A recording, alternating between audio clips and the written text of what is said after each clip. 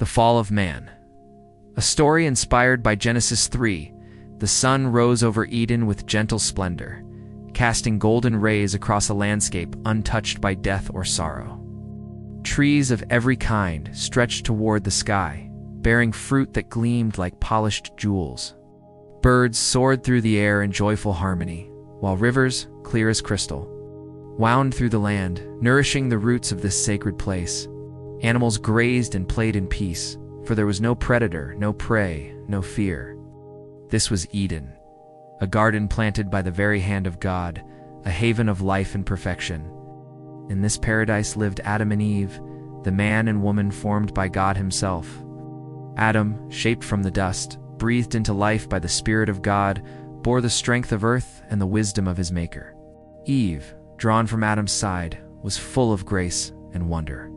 Created not from dust, but from living flesh, a perfect companion, equal in dignity and purpose. They walked together in innocence and harmony, naked and unashamed, for they had nothing to hide. No guilt, no fear, only freedom and joy. God had given them dominion over the garden, every tree for food, every creature for companionship, every beauty for delight. Yet at the center of the garden stood two trees unlike any other. One was the tree of life, whose fruit pulsed with eternal vitality. The other was the tree of the knowledge of good and evil, a tree both beautiful and forbidden. God's command concerning it had been clear: "You may freely eat from every tree in the garden, but of the tree of the knowledge of good and evil you shall not eat, for in the day that you eat of it you shall surely die." It was a command not of cruelty, but of love. A boundary set for trust and relationship, an invitation to live by faith. But lurking nearby was one who hated all that God had made. The serpent, a creature of remarkable cunning and dark intent, watched with patient malice. Once glorious, now fallen, he was possessed by the ancient enemy, the adversary of God, the deceiver of souls. Slithering silently among the branches, the serpent approached Eve one morning as she wandered near the forbidden tree. The light of the sun filtered through the leaves, glinting off the fruit that hung heavy with promise and mystery. Eve's eyes lingered on the tree, not in rebellion, but in curiosity. The serpent's voice slid into the stillness, smooth and silken. "Did God really say you must not eat from any tree in the garden?" Eve turned, startled but not alarmed. "We may eat from the trees," she answered. "But God said, we must not eat from the tree in the middle of the garden, and not even touch it, or we will die." The serpent leaned closer, its eyes glinting with subtle pride. "You will not surely die," it whispered. "God knows that when you eat of it, your eyes will be opened, and you will be like God, knowing good and evil." The words stirred something deep within her, a longing not for rebellion, but for wisdom, for more.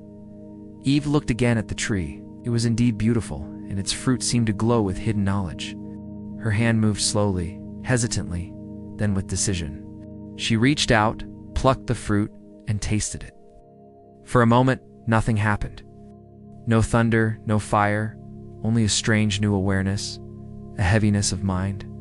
She turned and offered it to Adam, who stood beside her. He took the fruit without a word and ate, and then their eyes were opened. But it was not what they expected. Their vision was not filled with glory, but with shame. They saw themselves, truly, for the first time, and they knew they were naked. Innocence fled. The weight of guilt descended like a shroud. Fear, which had never existed before, coiled around their hearts. In a desperate attempt to cover themselves, they sewed fig leaves together, trembling with the need to hide from each other and from the God who had made them. As the day cooled and the evening breeze moved through the trees, they heard the familiar sound of the Lord God walking in the garden. But this time, instead of running to him, they fled. They hid among the trees, trembling. "Adam," God called out, his voice filled not with wrath but sorrow. "Where are you?" "From the shadows," Adam answered. "I heard you in the garden, and I was afraid because I was naked. So I hid." God asked, "Who told you that you were naked? Have you eaten from the tree I commanded you not to eat from?" Adam, still cloaked in shame, deflected. "The woman you gave me, she gave me the fruit, and I ate." God turned to Eve. "What is this you have done?" Her voice was small. The serpent deceived me, and I ate.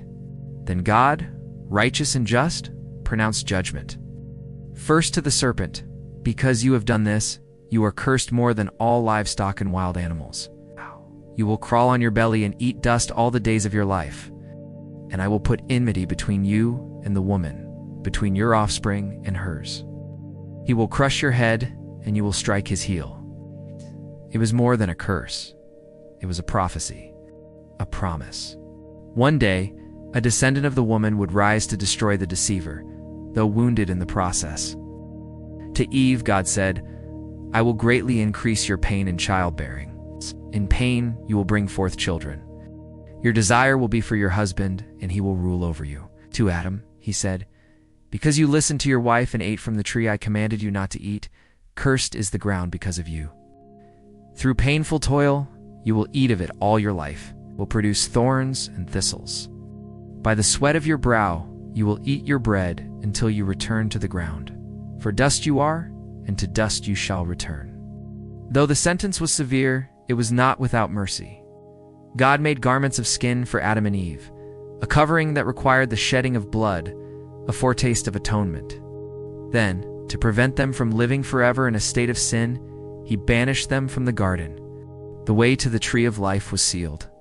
At the east of Eden, God placed mighty cherubim and a flaming sword that turned in every direction, guarding the path to life. Adam and Eve stood at the edge of Eden, no longer clothed in glory, but wrapped in garments of grace. Behind them, the garden glowed with the fading light of innocence. Before them lay a world of toil, of pain, but also of promise. They stepped forward into exile, not alone, but under the gaze of a God who would not abandon them.